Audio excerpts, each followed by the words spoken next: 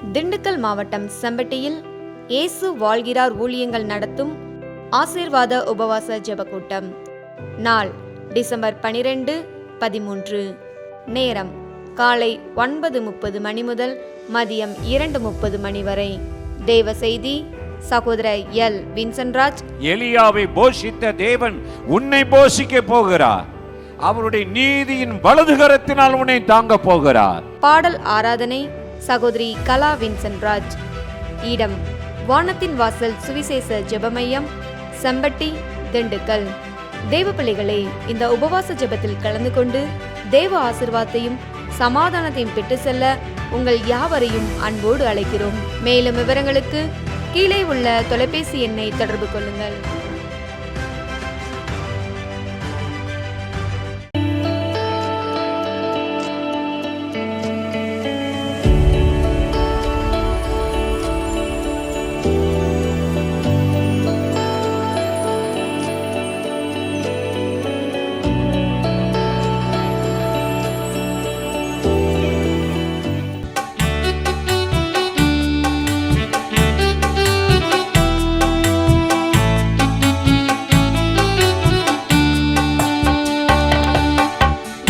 பெரிய செல்வந்தராயிருப்பவரே, உலகில் உள்ள எல்லாரிலும் பெரியவரே, மிக பெரிய செல்வந்தராயிருப்பவரே, உலகில் உள்ள எல்லாரிலும் பெரியவரே, உமக்கு ஒப்பானவர் யாருண்டு? உமக்கு நிகரானவர் எவருண்டு? உமக்கு ஒப்பானவர் யாருண்டு? உமக்கு நிகரானவர் எவருண்டு? செல்வந்தரே, உயர்வான செல்வந்தரே, செல்வந்தரே, என் இயேசுராஜன் நீரே. ஆராதனை, ஆராதனை, ஆராதனை எங்கள் செல்வந்தருக்கே. ஆராதனை, ஆராதனை, ஆராதனை இயேசுராஜனுக்கே.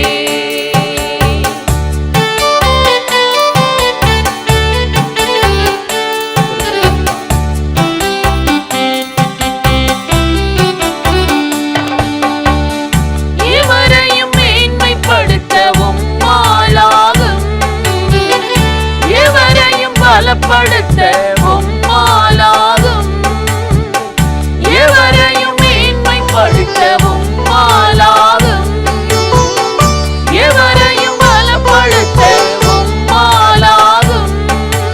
செல்வந்தரே, உயர்வான செல்வந்தரே, செல்வந்தரே, என் இயேசுராஜன் நீரே.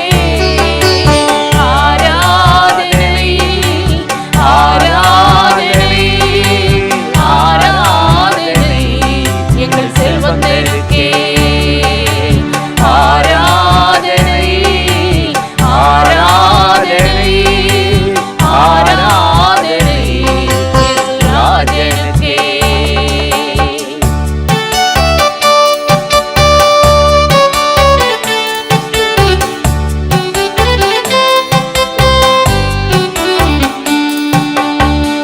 தாழ்ந்தோரை என்றுமே நீர் மறப்பதில்லையே, கைவிடப்பட்டோரை நீர் கைவிடுவதில்லையே. தாழ்ந்தோரை என்றுமே நீர் மறப்பதில்லையே, கைவிடப்பட்டோரை நீர் கைவிடுவதில்லையே. செல்வந்தரே, உயர்வான செல்வந்தரே, செல்வந்தரே, என் இயேசுராஜன் நீரே. ஆராதனை, ஆராதனை, ஆராதனை எங்கள் செல்வந்தருக்கே. ஆராதனை, ஆராதனை, ஆராதனை இயேசுராஜனுக்கே.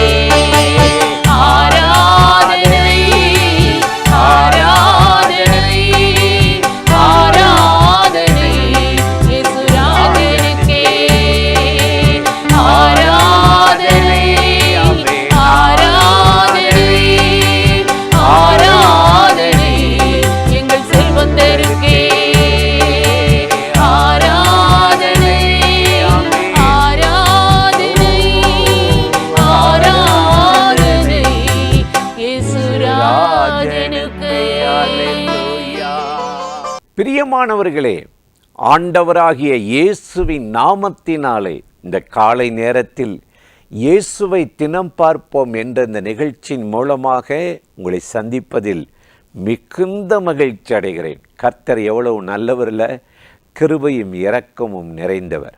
ஒரு அருமையான வசனம் வேதத்தில் உண்டு.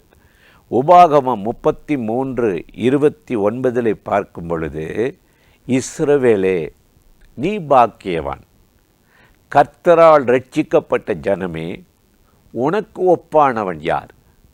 உன் சத்துருக்கள் உனக்கு இச்சகம் பேசி அடங்குவார்கள். எவ்வளோ ஒரு அருமையான வார்த்தையை ஆண்டவர் அவரை பின்பற்றுகிற, நேசிக்கிற, அவருக்காக வாழ்கிறவர்களுக்குன்னு இந்த வார்த்தையை கொடுத்திருக்கிறார். நீ பாக்கியவான், இஸ்ரவேலே பாக்கியவான்னா நீங்கள் தான் இஸ்ரவேல், ரட்சிக்கப்பட்ட ஜனமே. உனக்கு ஒப்பானவர் இந்த பூமியில் யாரும் கிடையாது. நீ பூமியில் இருந்தாலும் பரலோகத்தில் உன் பேர் எழுதப்பட்டிருக்குது.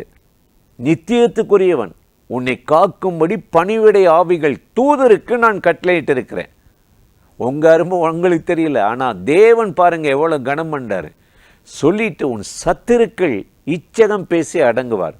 அது என்னையா இச்சகன்னா, அவமானப்படுத்த நினைக்கிறவங்க கூனி குறுகிடுவார்களாம். உங்களை கேவலப்படுத்தணும், அவமானப்படுத்தணும், அப்படியே உள்ளத்தை உடைக்கன்னு நினச்சி இச்சகம் பேசுகிறாங்கல்ல, அவங்கள வெட்கப்படுத்திடுவாரா ஆண்டவர்.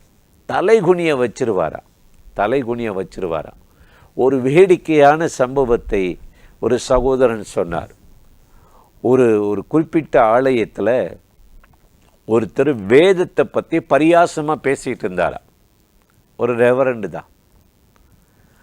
அது மோசே செங்கடலில் ஜனங்களெல்லாம் நடத்தலை, அது ரொம்ப தண்ணியிலாம் முழங்கால் தண்ணி இருந்ததுனால தான் அவங்க கடந்து போயிட்டாங்க அப்படின்னு சொல்லி அந்த வேதத்தை பற்றி ஒரு பரியாசமாக பேசிகிட்டு இருந்தார். அந்த கூட்டத்தில் ஒரு சிறு பையன் எழுந்தான். அவன் எழுந்து அந்த பரியாசமாக பேசினார்ல, அந்த ரெவரண்ட்கிட்ட கேட்டானா, முழங்கால் தண்ணியில் எதிரியை எப்படி ஒருத்தர் முக்கி சாகடிக்க முடியும்?